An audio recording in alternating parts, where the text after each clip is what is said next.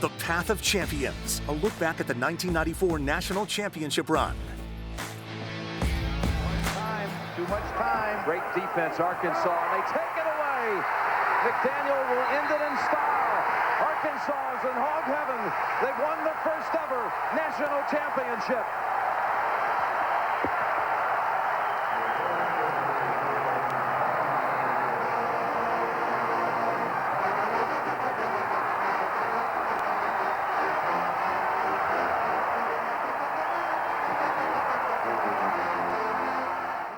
Years ago, on April 4th, 1994, Arkansas won their first national championship in basketball. For the next 30 minutes, we're going to take you down memory lane, back to March of 1994, when the Hogs began that championship run, and take you through what it was like game by game. So, of course, with every story, we have to start at the very beginning. For Arkansas, that was facing 16 seed North Carolina A&T, and that game was tougher than expected.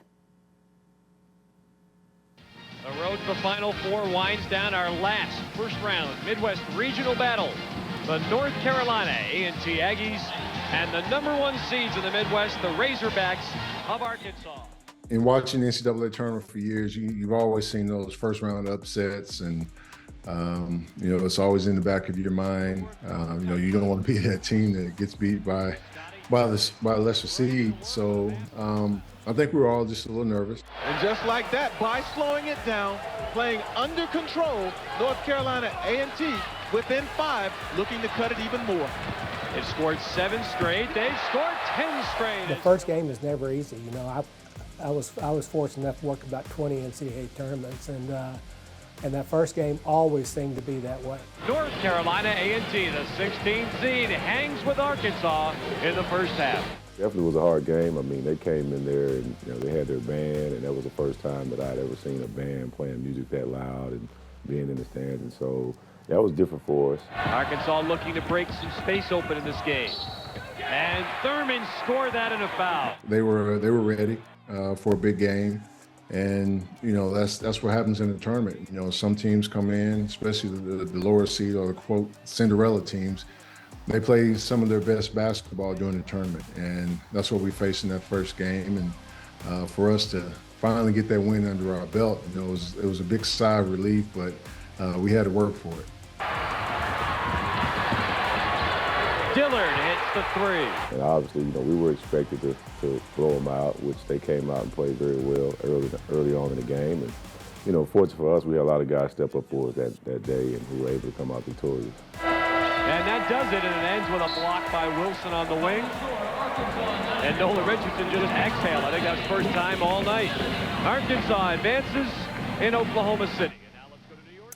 So now that the Hogs got that first win out of the way, they moved on to the second round of the Midwest region to face 9 seed Georgetown. And that game, well, it got a little chippy. The #1 seed in the Midwest region, Arkansas, meeting the #9 seed in Georgetown. I remember that it was going to be a very tough game because we had recruited one of their players on that team. Going in, knowing Georgia's teams are very physical, very tough-minded, resembles the coach. I knew that if we had to play one of our better games. But creating some foul problems, and there's Stewart again. I remember being a really physical game. Coach Thompson's teams, they were always physical. They played hard, big team from the Big East. So we knew we were in for a fight. Actually, I think there was one during that game. Going to be called, and McDaniel gets up with a kick. I got ejected. I remember that. There was a scuffle at half court between Clint McDaniel and Robert Churchwell, who neither one of those two guys got ejected. I stepped on the floor. The referee ran me out of the game immediately. Georgetown had about 6 guys at half court, and only one of those guys got ejected. So I watched the remainder of the game, in the locker room. That is not basketball justice, folks. McDaniel's the player that created this entire scenario, and he stays in the game. Well, they came in at halftime, and I was sitting in the locker room with a towel over my head, really frustrated. And I just remember Corliss whispering in my ear, like, we're going to get this one done for you. You be ready for the next one. So I felt a little bit better, but it was hard for me to watch it. They brought me a little monitor in there, and I got the opportunity to watch it from there. as the Razorbacks of Arkansas close out the final seconds.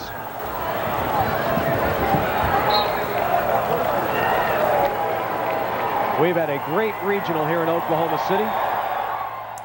Well, first round check, second round check. Now, time for the Sweet 16. And the Hogs would face a very familiar foe in that matchup. Stick around, we've got more to come on the Path of Champions.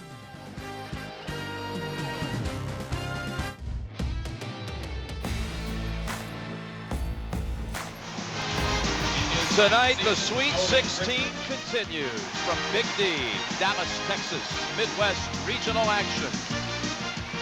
First up, Tulsa, the Cinderella team in this bracket against the Arkansas Razorbacks.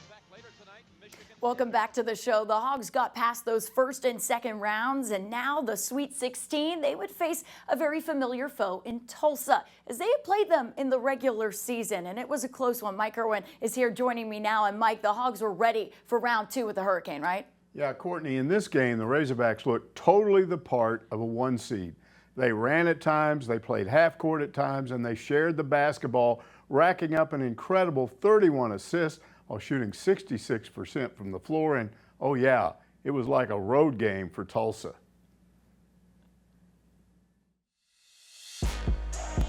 Had to go to overtime to beat the Golden Hurricane. Arkansas was ranked #1 at that time. Well, Tulsa was always a very competitive team. I mean, they always had their juices going for us with Coach Richardson having coached there, and obviously Coach Anderson having played there as well and coached there. So I think they always had it out for us. The Southwest Conference days used to call it Barnhill South down there in Dallas. So our fans were definitely there. We definitely had a lot of support. Tulsa, the highest scoring team after the first two rounds of the tournament. Arkansas, the third highest scored. Sandwiched in there by Missouri. And they take it away from Rollo. The style of play allowed me and my team to score points because we pushed the ball almost every time. Make, miss, it didn't matter. We're running at you. You've lost your legs, and I've taken for many years what Vincent Lombardi had said about fatigue will make cowards of us all. Our defense got better, but they got weaker because it was such an intense form of defense that we played. There was some familiarity there, and Tubby was, we knew Tubby well, and Coach of course knew him well, but to be perfectly honest, I can't remember a game that we went into where our guys wasn't confident. For us, it was just always good to see, he and Tubby Smith at the time being, two African-American coaches battling out in the Sweet 16, which brought a lot of notoriety to the sport, and obviously put both of those guys, where they are right now with having good teams and having the type of success they both had in their careers. We played a very good ball game. I thought it'd be a little bit even closer than it turned out to be, but our guys responded well, knowing that they just not too long ago had an opportunity to lose to Tulsa University there. Arkansas with its best shooting effort of the season. It was an 8-point advantage with 12 minutes remaining, and then they broke free. So the Hogs take down Tulsa and punch their ticket to the Elite Eight. And in that matchup, they would face 3-seed Michigan. Going up against the Fab Four wouldn't be easy, but the Hogs felt really confident about their chances. Two of the premier teams in the United States. I mean, this is really the marquee of the regionals right now as far as the matchup and anticipation among these two clubs. There was a little bit of extra excitement in that game because the Fab Five had been so publicized before, and the team that we was playing was the -1. It was the Fab Four -1. And so, but it still had Juwan Howard. The only person that wasn't there was Chris Webber. So Jalen Rose was on that team. I can't remember us thinking that was overwhelmed by the Michigan mystique and the Fab Five and all that. We just wasn't. They were running a fast break after a long rebound, and Al Dillard had it, and I thought, well, is he going to give it up? No. He rose up maybe 35 feet from the basket, and nothing but the net, That was the confidence, and the guys would say, shoot it. We'll get the ball back. Right, the post man. Say a travel. Yeah, Corliss. That's not something that he needs to be doing in a game like this. They did a good job of double teaming me. It made it difficult for me to catch the ball in my spots, and if I did, they were sending guys down. So I had to change up how I was playing. I had to pass more. Pipe got the job, and he's helping.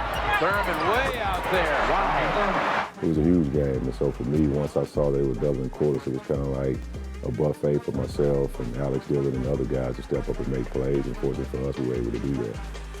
Thurman fires. Bingo.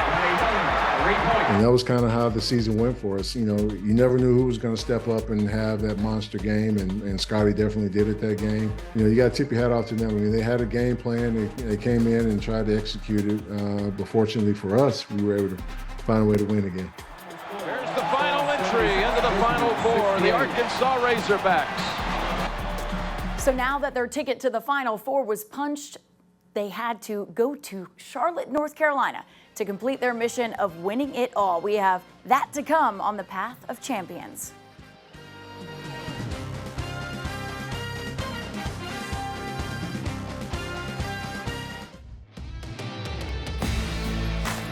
It's almost like Tupac's song, Me Against the World. I mean, that was kind of the feel that we had in that locker room. It was like everybody was against us, so it was us against the world. That's exactly how this team felt as they punched their ticket to the Final Four, but they weren't finished yet. They wanted to prove to all the doubters and haters that they could win it all, but they had to get past 2-seed Arizona first.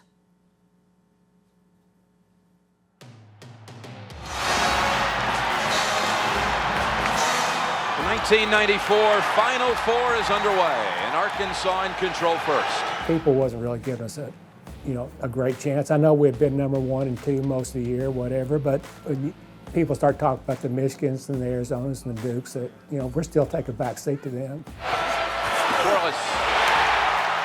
They can't stop them down there. So active on the inside, a wide body. Arizona, was always one of the top teams in the nation, especially coming from the West Coast. And remember, they had 2 highly talented guards, Damon Stoudemire and Khalid Reeves. So we knew we were going to be in for a tough battle there. 92%. Going up against Arizona was huge for me because Damon Stoudemire and I had just shared a room in the Goodwill games, and so I had a little bit of an inside scoop kind of on his game and kind of how he thought, and we never knew that we'd be matched up at that time, but it was something we always talked about, while we were traveling. Stoudemire, he'll take it. Oh, he'll shoot 2. We didn't really feel like after their 5, they could get to 6, 7, 8 and still be as productive as we could be. And so that was our mindset, was try to wear him down. I remember vividly Stoudemire being at the free throw line, someone else was shooting the free throw, and he was just like, man, how do you guys play at this pace? I'm already tired. And it was already like 4 minutes in the game. And so I was talking across the free throw line like, hey, cool, these guys are already tired. And so that kind of gave us a little fuel for the fire. Steal by Corliss Williamson. Timeout Arizona on this one. Well, that's the thing that I would always tell our guys. We call it hot and cold. We got to, when we're going hot, that means we're going to stretch the floor, scramble and trap and do those kinds of things. But the other way, we can also walk it down the floor, pound it in, get it to Big Nasty, or ball can go back out and we can take a shot. We could play you any way with that group of guys. 9-point margin, the difference. Nolan Richardson will play for the championship Monday night. So now that Arizona was out of the way, you all know what's next. A matchup with Duke for it all, and that's coming up next on the Path of Champions. Stick around.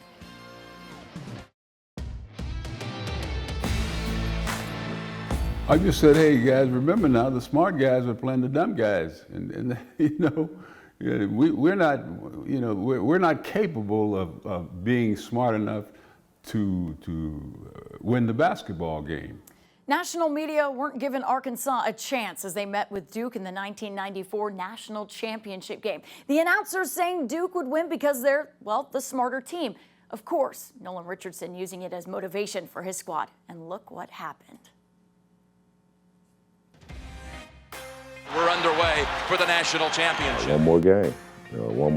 And we had saw prior to that game, everybody had picked Duke. I think there were T-shirts that were made that had Duke winning it already.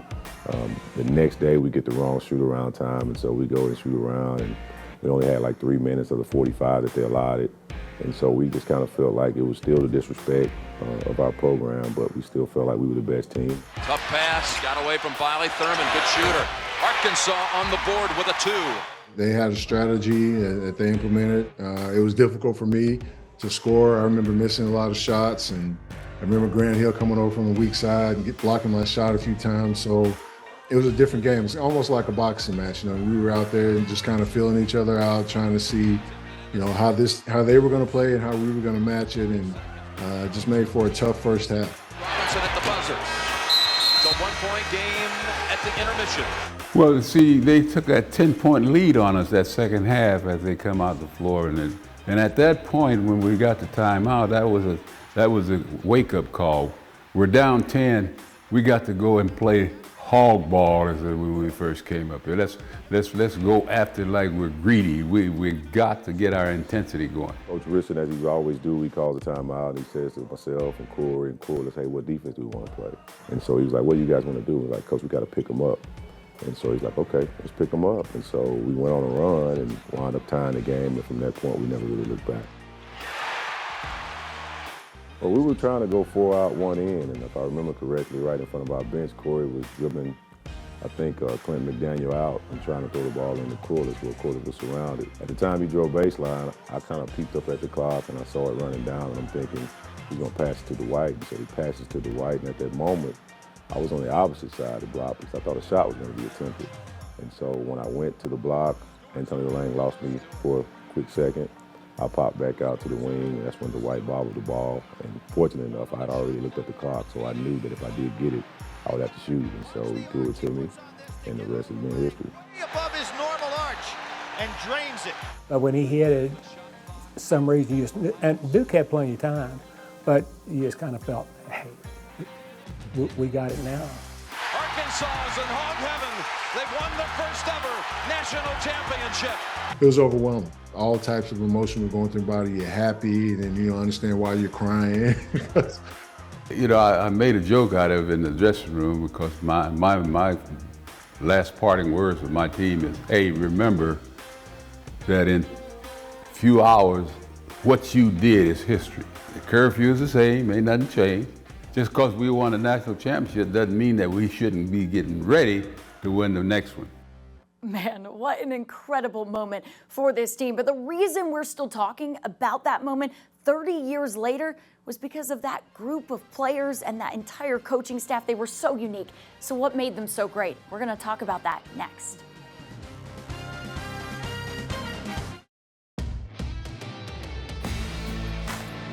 When you have a legacy, this is something that you talk about several times throughout the year, not just 25 years, not just 35.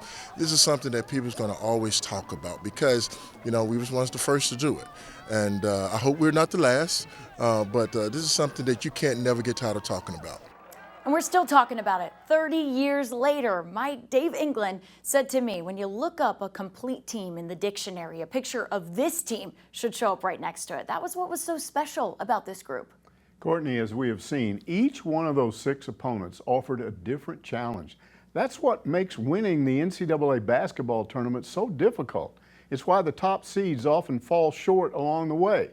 So what did this team have that was missing in the Miller, Mayberry, and Day bunch, which got the ball rolling in the late 80s but couldn't climb those final steps to the title? Well, ironically, it was the same thing missing the year before the title run. Bigs who could play with their backs to the basket.